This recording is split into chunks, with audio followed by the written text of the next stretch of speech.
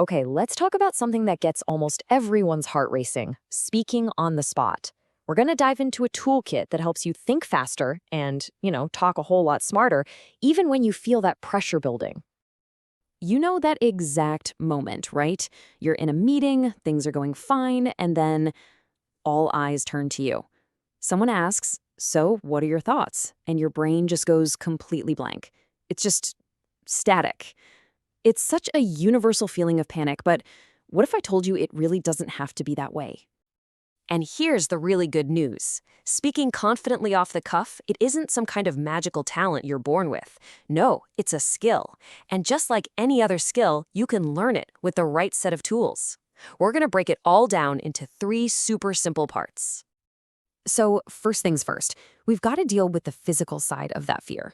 I mean, before you can even begin to think about what you're going to say, you need like a first aid plan for that sudden rush of anxiety. And that's exactly what this is, your 3S anxiety plan. Now, this idea right here, it is an absolute game changer.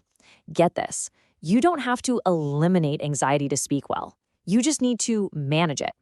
The goal isn't to not feel anxious, because that's a tall order, but to talk as if you aren't. Big difference. Okay, so how do we actually manage it? It comes down to 3 super actionable steps: separate, slow, and stick. Let's dive in and break down exactly what each of those means. All right, the first S is to separate. The second you feel that anxiety spike, I want you to mentally just take a step back. Imagine you're an outside observer watching a friend who's feeling nervous. What would you say to them?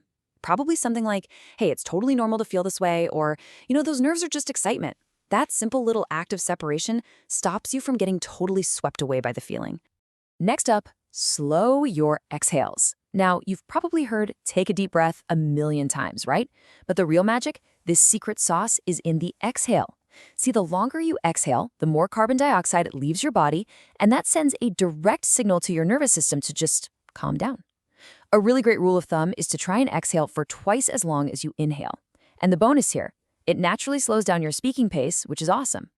And our final S is to stick your landings. This is all about banishing those pesky filler words, the ums and uhs that just creep in when we get nervous. I want you to think of yourself as a gymnast. After you finish a sentence, stick the landing. Create a nice, clean pause. And here's the trick. Use that pause to inhale. Since you have to exhale to speak, inhaling makes it physically impossible to say or It's a neat little hack. Just listen to the difference this makes. First with the fillers. "Hi, thank you for allowing me to speak today. It's a real honor." Okay, now without them. "Hi, thank you for allowing me to speak today. It's a real honor." See, the words are exactly the same, but the confidence level is just worlds apart. Learning to embrace that little bit of silence makes you sound so much more powerful and in control. All right, so you've got a handle on the physical side of things. Awesome. But now we gotta tackle the mental pressure, that little voice inside your head that's screaming at you to say something absolutely brilliant. This might be the single most powerful piece of advice in this entire toolkit. Ready for it? Dare to be dull. I know.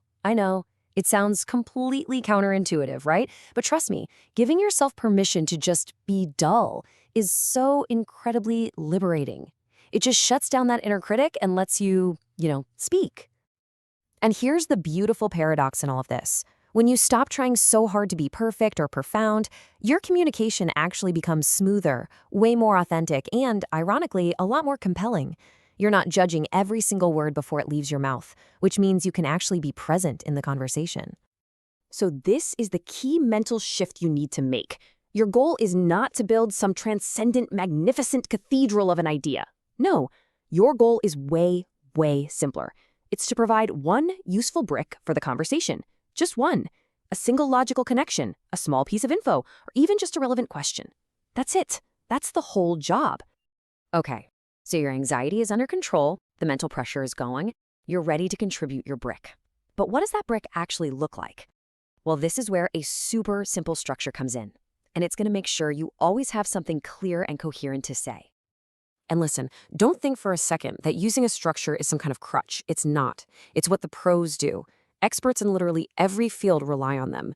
Salespeople, lawyers, even the master storytellers over at Pixar, they all use these proven frameworks to get their message across effectively every single time. And this might just be the easiest and most effective structure for speaking on the spot. It's just 3 steps: what, so what, and now what. It's that simple. First, you state the main idea or the problem. That's your what. Then you explain why it even matters. That's the so what. And finally, you propose a next step or a call to action. Your now what. Let me show you how it works in practice. So, the what? Sales dropped 15%. The so what? Well, if this keeps up, we risk layoffs. And the now what? I propose we launch a new marketing campaign. Boom. See how that structure just instantly organizes your thoughts into something clear, concise, and super impactful? So there you have it, a complete 3-part toolkit designed to completely transform how you handle being put on the spot. Let's just do a super quick recap of how all these pieces fit together. The real power here is how these tools all work together like a system. You've got the 3S plan to manage your body's physical reaction.